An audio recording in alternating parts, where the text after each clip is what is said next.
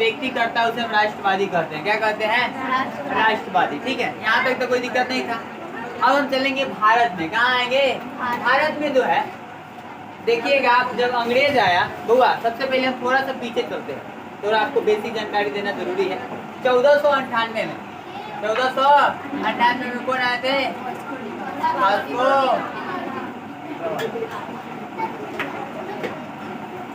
Vasco D gamma. ठीक है ना, केरल के कालीकट में आए थे, केरल के कालीकट में। ठीक है ना, वास्को डी गामा भारत का नहीं बल्कि भारत के रास्ता का खोज किए थे, समुद्री मार्ग के खोज किए थे। कब? 1498 में। लेकिन इतिहास में लिखा हुआ कि भारत के खोज किसने किया था? Vasco D gamma. तो हम लोग वही पढ़ते हैं, लेकिन भारत का नहीं खोज किया था, भारत के रास्ता का खोज किया था, समुद्री मार्ग। ठीक है ना, जब वास्को डी गामा भारत आए तो इनको मान सम्मान बहुत हुआ, बहुत हुआ। ठीक है ना, और यहाँ से ये लाल मिर्च लेके गए थे, मसाला, क्योंकि केरल को मसालों का बगीचा कहा जाता है, मसालों का बगीचा। वहाँ पे मसालों की खेती सबसे ज्यादा होती है। ठीक है ना बुआ, तो वहाँ मसालों की खेती होने के कारण वहाँ से मसाला लेके गए थे। और जब ये कहाँ के थे? पुर्तगाल के। कहाँ के? कहाँ के थे? पुर्तगाल के थे। और ये जब मसाला ले गए, क्या ले गए बुआ? मसाला ले गए थे। पुर्तगाल में क्या ले गए थे? मसाला। ठीक है ना, अब कितना % मुनाफा कमाए थे? 60%। मतलब 1 रुपया नहीं ले गए, जितना वो उसको बेच के कितना % मुनाफा कमाए? 60%, जिससे लालच हो गया। क्या हो गया? लालच। और फिर ये आए थे 1502 में, लेकिन यहीं पे डेथ हो गई। अब आप ही सोच के देखिए, कोई आदमी अलग, अपना गांव का आदमी अलग से कुछ लेके आए और यहाँ पे बेच के वो राजा बन जाए 2 महीना के अंदर, आप नहीं सोचिएगा कि कहाँ जाता है, बार बार आता है तो राजा कैसे बन गया? पीछा लग जाता है ना लोग, धीरे धीरे। जैसे अपना भारत देश है, अपना भारत है, यहाँ पे थोड़ा सा नक्शा बनाते हैं।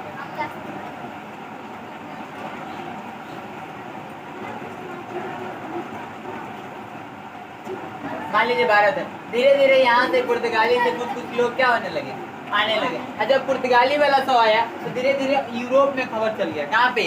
यूरोप में। धीरे धीरे यूरोप के लोग भी क्या होने लगे? आकर्षित होने लगे। और यूरोप से ही आया था, जिस ब्रिटेन से। कहाँ से? ब्रिटेन से। और उस समय बाद में देखिएगा भारत में तो सब धीरे थोड़ा आया, फ्रांस वाला थोड़ा आया, थोड़ा मतलब पुर्तगाली थे, अंग्रेज था, मतलब सब मिलजुल के था। लेकिन 2 शक्तिशाली था। कितना? 2। एक होता था पुर्तगाली, क्योंकि बहुत दिन से आ रहा था, और दूसरा अंग्रेज। कौन था? अंग्रेज। अब देखा दोनों आपस में लड़ेंगे तो जीतने वाले तो है नहीं, इसलिए दोनों आपसी में वैवाहिक संबंध कर लिया। क्या कर लिया?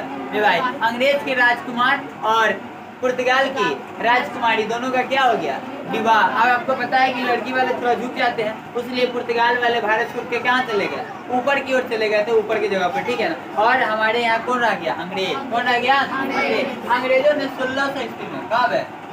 1600 ईस्वी में एक ईस्ट इंडिया कंपनी का निर्माण किया। East India company. कौन सी कंपनी खोला था? East India company. इसका कहना था कि भारत के नाम से ही खोला गया था, ईस्ट इंडिया। ठीक है ना, ईस्ट में था, पश्चिम में था, समझ आएगा ना। अब हुआ एक कंपनी खोला गया था इसलिए कि हम व्यापार करेंगे। क्या करेंगे? व्यापार के माध्यम से कंपनी खोला। बाद में इसने पूरे भारत पर क्या करने लगा? शासन करने लगा। और पहला जो युद्ध लड़ा था वो लड़ा था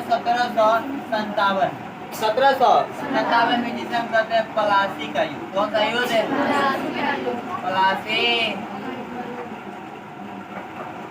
तो अंग्रेजों का पहला जो युद्ध था भारत पे शासन करने के लिए, वो था प्लासी का युद्ध। प्लासी के युद्ध में, ठीक है ना, उस समय जो मीर कासिम थे, ठीक है ना, एगो मीर जाफर था, एगो मीर कासिम था, समझ आएगा ना। उसका ही मीर कासिम का ही जो दामाद होता है ना, बेटी का जो हस्बैंड, उसी, ठीक है ना, उसका विवाह हुआ था मीर जाफर से, समझ आएगा ना। वही सब राजा था। फिर एक युद्ध हुआ 1764 में, इसमें बक्सर, क्या है?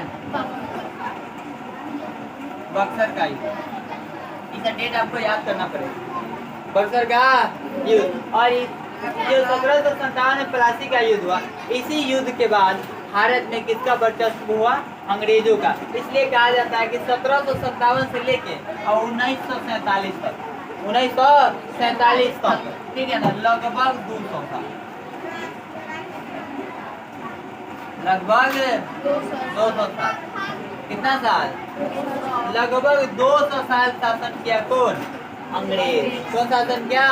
अंग्रेज। जितना भारत में सोना चांदी हीरा मोती जितना था सब लूट के ले गया। जितना ग्रंथ था बढ़िया बढ़िया ले गया और सब फूंक दिया। समझा गया ना? तो ये कारनामा किसने किया था? अंग्रेजों ने। किसने किया था? अंग्रेजों ने। इसी क्रांति में जो आजादी तक जो लड़े हैं उनके बारे में ही पढ़ना है इस चैप्टर में, भारत में राष्ट्रवाद। इसमें सबसे महत्वपूर्ण जो योगदान है वो है हमारे महात्मा गांधी का। किसका है? महात्मा गांधी का, जिन्हें आप बापू कहिए या राष्ट्रपिता कहिए। क्या कहिए? राष्ट्रपिता। तो इन सबसे ज्यादा योगदान उन्हीं का है। समझ गए ना? तो हम सबसे पहले किसके बारे में जानेंगे? महात्मा गांधी के बारे में। किसके बारे में? महात्मा गांधी का ऐसे बेसिक नॉलेज आपके पास होगा। थोड़ा हम हिंट चालू करते हैं।